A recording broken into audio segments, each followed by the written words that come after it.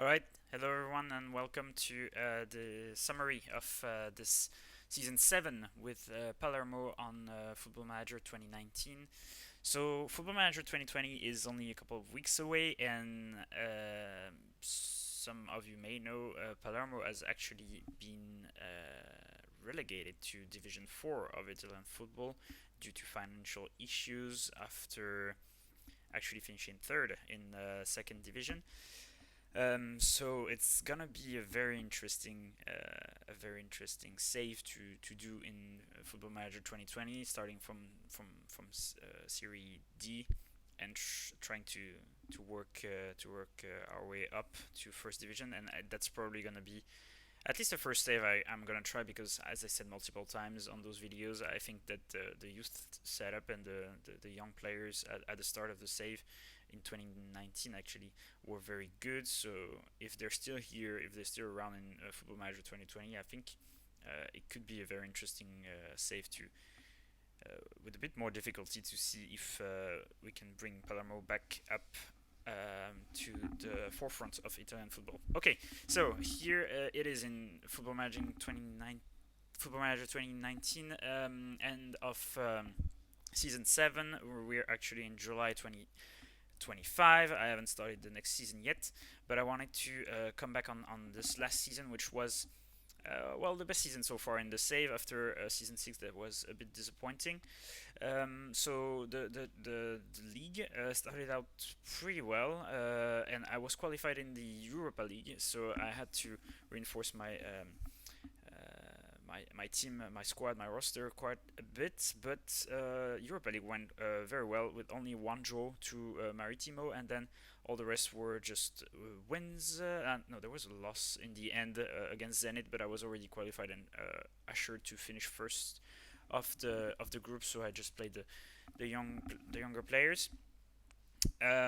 We went to the semi-final of the Italian Cup against Fiorentina, and after a disappointing 0-0 draw at home, we lost the semi-final, the away leg, 3-0. So that was a bit disappointing because we had a shot at finally being in the final of the Italian Cup, but we didn't.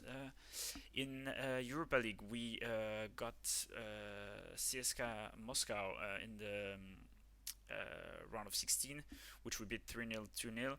But then we drew Chelsea in the round of 16. Sorry, the previous one was round of 32. So we beat them 3-1 at home, but then we lost 1-3 there after scoring the first goal. So that was pretty disappointing. They have the famous Erling Haaland, who who beat us, and in penalties we lost. So that was heartbreaking because we had a shot at making it to quarterfinals, but we didn't. That meant we only had the league to play for the rest of the season, and at that point we were contending for first because Juventus and Inter were also both struggling a bit and dropping games left and right. But we had like a pretty poor end to the season with only one win in the last 7 games, losing to Atalanta, losing to Empoli, which was embarrassing, and a couple of draws against Juventus, which wasn't a bad result, but also against Pescara and Genoa and Milan. So in the end, we finished the league with well, the highest result ever, but still a bit disappointing compared to how where we could have finished. So, oops, that's not right. Yeah, we finished third. In the end, 7 points away from Juventus, who just won all their last games while we were drawing. And Milan also passed us at the end to finish second. So we got our best result ever. The previous best result was a fourth place 2 seasons ago, which means we're in Champions League this year. So we'll see how that goes. I also wanted to come back a bit on the transfers as I do usually, and since this next season, this eighth season, is probably gonna be the last I do before I switch to Football Manager 2020. I went big, so I splashed all the money I had. You see now I'm in negative. I used all my transfer budget. I used everything, so it's gonna be probably the last one I try. I also want to play everything. I want to win the Italian Cup. I want to win the league, and I want to go at least in quarterfinals of Champions League. So yeah, I spent 143 million. So what I did is that I got rid of a couple of older players. Shochef has finally left us on a free, and then some promising or formerly promising youth player I either trained through the youth squads or recruited, like Simone Santor, who was our captain last season. Well, unfortunately, I think hit a wall, and he didn't have the level of Champions League and of top teams of Italian league, so he went away to Cagliari. We also had Anthony Angilieri, who was from the youth team, who also had to leave us, and hit a bar in his progress. So he went to Al Ali. A couple of younger players like Manuli, Da Croce, Fiori also went away, and two that I recruited, Yankov, who in the end didn't develop as much as I thought he would, and Bailly, who same at the left wing didn't develop as much.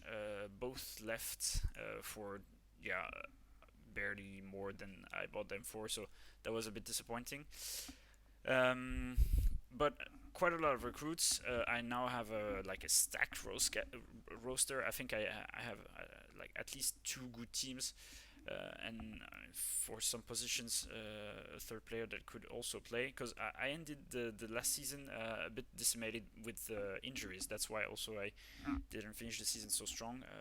Most of my best players left, and also I forgot to mention, I lost my two of my three best players last season. So I had already commented on Okoli leaving to Real Madrid. He left, but at the January transfer window, I lost my two other best players. Patrick Platzek, who was my right back, who went to Bayern Munich for 38.5 million. So that was his release clause. I couldn't do anything. The other one was a bit more of a downer though. I lost Cosimo Marco da Graca, who came up from the young team, who finally developed into a superstar, who had the level of the league, who was scoring goals for us last season. You see, before he left, he scored 12 goals in 16 games. But Barcelona came in January and offered 48.5 million. His release clause, I couldn't up it. He didn't want to stay.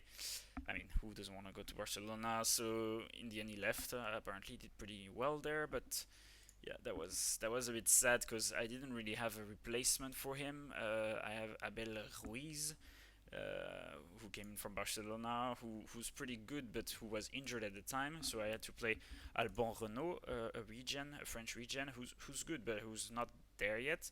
So he managed to like fill in for Dagraka a bit, but not enough. So this season, I've recruited a couple more players. The main one would be Claudio Gomez from Manchester City, who's 25 now, French, a defensive midfielder who's probably gonna be a main man in the midfield with Iversen. So he's amazing. He's the best player I ever bought, I think, in this save. I paid his release close for 72 million, so like I said, that went big. I really count on him to have a lot of safety and control in the midfield, because I think actually now what was my main strong point all over all the seasons, which was my central defense is now probably my weakest point. So it's gonna be interesting. The other big recruit was Samuel Montrazio from Milan. So he came in 2 seasons ago on a loan and had a disappointing spell. But he had an awesome season at Sassuolo last year, and he ended up finishing top goal scorer of the league. So, and he wanted to come back. So I just ended up buying him and transferring him definitively. So he's gonna be the main striker this year with Alban Renault. Abel Ruiz is probably gonna be a backup, and that may change because we got this loan from PSG for only 10% of his wage. So that was incredible. Yeah. So they loaned us this player who's our best striker now. So that may very well be the guy we need to perform well. Another big transfer is Pavlicevic, who also was on loan with us last season. He didn't play that much. He only played 12 games because we had Flaubert Segla, who had his best season and who was the best player for us. But Pavlicevic is a bit better, so we'll see this season what happens. Here is Segla. Segla is a bit worse. Is a bit worse, but he performed exceptionally well last season. 10 goals, 7.36 average rating. So yeah, that was our main guy last season, but he got injured at the end. Finally, we got Christian Bravo, also from PSG. The problem is that he's Argentinian, so he's outside EU, and I already had a couple players waiting for the available spot to come online. So he's not gonna play for us this season. I loaned him again to Atletico Madrid, and he will play maybe last season. We'll see if I play one more.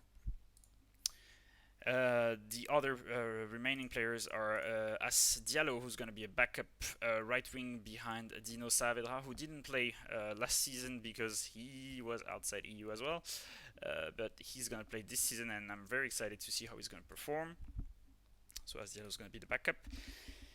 And finally, a couple of youngsters. Anthony Richaud is just going to be a backup left wing, but I have like now 4 good developing left back, so we'll see. Mustafa Varro is just a very young striker who's just gonna be developing this year. Maybe I'm gonna loan him. Früchtel is gonna be a backup goalkeeper behind Anderson Clayton, who's performing very well and who had a very good season for us last season. Malinowski is a third choice goalkeeper because all my younger goalkeepers, weren't very good, so I had to invest this off season. Finally, Luigi Bov is coming on loan from Napoli as a backup right wing behind Raul Bellanova, who's actually very good and had a very good season, and really filled in for the departure of Platzek.